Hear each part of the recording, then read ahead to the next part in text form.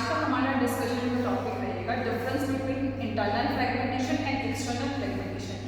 Internal नाम से ही पता लग रहा है कि हमने किसी चीज़ को एलोकेशन करी एंड वहाँ पे इंटरनली प्रॉब्लम अकर हुई। एक्सटर्नल का मतलब बाहर से प्रॉब्लम अकर हुई है एंड फ्रेगमेंटेशन का मतलब होता है किसी भी मेमोरी ब्लॉक को स्मॉल स्मॉल पार्ट्स में डिवाइड करना। कैसे होता है समझें पहले। The difference between memory allocated, आपने किसी को मेमोरी एलोकेट करी, जितना उसका स्पेस उसने यूज करा और बाकी बचे स्पेस के बीच का डिफरेंस क्या होता है आपका इंटरनल फ्रेगमेंटेशन। एग्जांपल से समझते हैं। जैसे हमारा एक मेमोरी ब्लॉक है, सबको जो है 8 MB का जो है ब्लॉक्स में हमने डिवाइड किया 4 में। एक ब्लॉक को हमने ऑपरेटिंग सिस्टम को दे दिया जिसका साइज है 8 MB। लेट अस सपोज मेरे पास जो प्रोसेस P1 आया जिसका साइज था 6 MB एंड प्रोसेस P2 आया जिसका साइज था 4 MB। मैंने प्रोसेस P1 को यहाँ पर फिट कर दिया। देखो 6 MB जो था उसने क्या करा, यूज कर लिया। 8 में 6 यूज कर लिया, जो बाकी बचा वो था 2 MB, वो क्या हो गया, वेस्ट स्पेस हो गया टोटल। और ये जो ये वाला एरिया है अनयूज्ड एरिया, उसने क्या प्रॉब्लम क्रिएट कर दी, इंटरनल फ्रेगमेंटेशन। सिमिलरली अगर मैं प्रोसेस P2 को यहाँ पर रखती हूँ तो P2 ने करा यहाँ पर, इसने कितनी ली 4 MB, टोटल MB कितनी थी 8 MB। जो बाकी बचा वो 4 MB था वो क्या हो गया आपका वेस्ट। इसी को बोलते हैं आपका इंटरनल फ्रेगमेंटेशन। इसमें क्या होता है, फिक्स्ड साइज होता है मेमोरी ब्लॉक का। देख सकते हो आप 8 एग्जाम्पल में आपको कुछ भी दे सकता है 12-14 डिपेंडिंग अपॉन योर क्वेश्चन। तो लेट्स स्टार्ट एक्सटर्नल फ्रेगमेंटेशन। इसमें क्या होता है, एग्जाम्पल समझते हैं डेफिनेशन पे जाते हैं।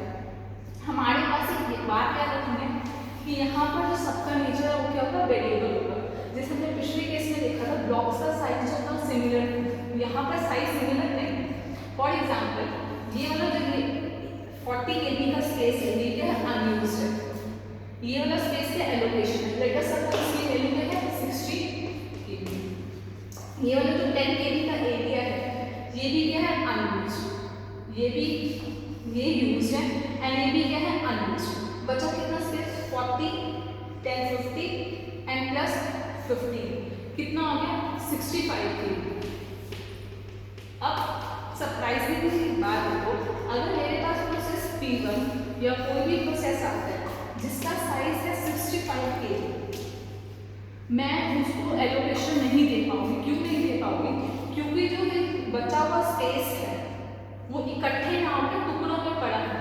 तो एक्सटर्नल फ्रेगमेंटेशन का मतलब है कि हमारे पास साइज है, स्पेस है प्रोसेस को दे रही है, बट वो एरिया का है इकट्ठे ना होकर फ्रेगमेंट में पड़ा है। देख 40 KB यहाँ पड़ा है, 10 KB यहाँ पड़ा है, 15 KB यहाँ पड़ा है, टोटल मेरे पास 65 KB है। I can give but I can't, I am unable to give because these spaces are non continuous. So definition देखते हैं, the unused space form between non continuous memory frame are too small, बहुत small है, to serve the purpose. जितनी हमें requirement है वो fulfil नहीं कर पा रहा। क्यों नहीं कर पा रहा, क्योंकि वो नॉन कंटिन्यूअस है। एंड जैसे हमने पढ़ा वेरिएबल साइज होता है, यहाँ पे फिक्स साइज होता है। अब प्रॉब्लम क्या है, प्रॉब्लम का सोल्यूशन है। यहाँ पे सोल्यूशन क्या होगा आपकी, बेस्ट फिट। एंड यहाँ पे जो सोल्यूशन है वो क्या होगा आपका,